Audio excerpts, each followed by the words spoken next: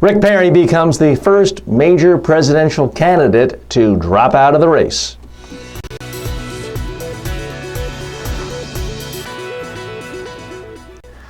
Okay, folks, I'm not a political seer. I don't always get it right, but I did get this right. When Rick Perry announced he was running for president a while back, I predicted candidly that he would go nowhere.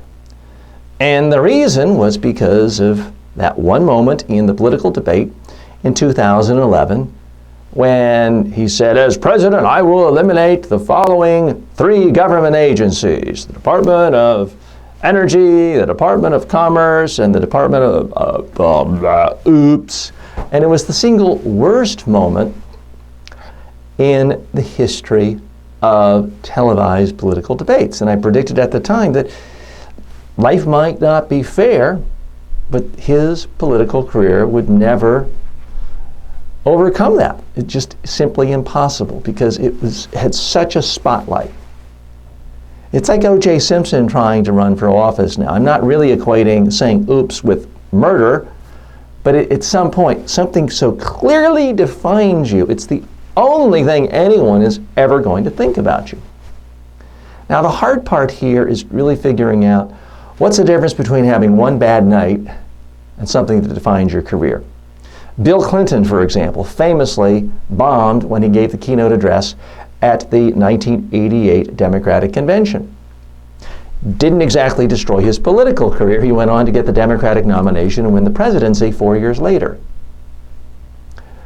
But with Clinton example, he went out the very next day and did a great job on talk shows and gave great speeches every day thereafter. The problem Rick Perry had is this oops moment helped magnify what many people thought was his greatest weakness, that he really wasn't very bright, that he really wasn't very inquisitive, that he didn't have the depth to be president of the United States.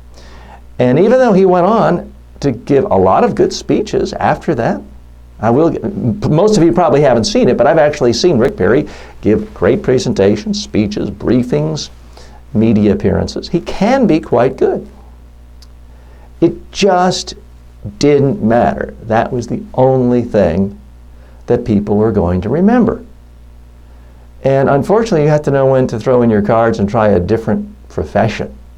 At some point, if you do something and you blow up and it becomes something where the entire world has seen it again and again and again and again, you've got to try something else. Now, I have no doubt that Rick Perry, if he wanted to become a wildly successful business person, he could do that. If he wanted to take over an oil company, he could probably do that.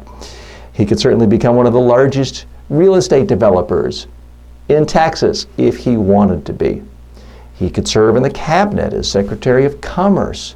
Well, that's probably one he said he'd eliminate, but he could serve in somebody's cabinet if there's a Republican administration. So I don't mean to sound like he should just stay at home and watch TV the rest of his life. But folks, this is why politicians, political leaders, civic leaders, business leaders have to put so much importance in preparing, training, and rehearsing for major speeches and media opportunities. Because one great speech can actually make your career. A case can be made that Ronald Reagan's entire career was made from his 1964 Republican Party nominating speech. His governor campaign, presidential campaign, all stemmed from that. Barack Obama, the 2004 campaign, the Democratic Convention, made his whole career. But if one great speech can make your career, one awful speech, one awful media appearance can in fact destroy your career. And that is exactly what happened to Rick Perry.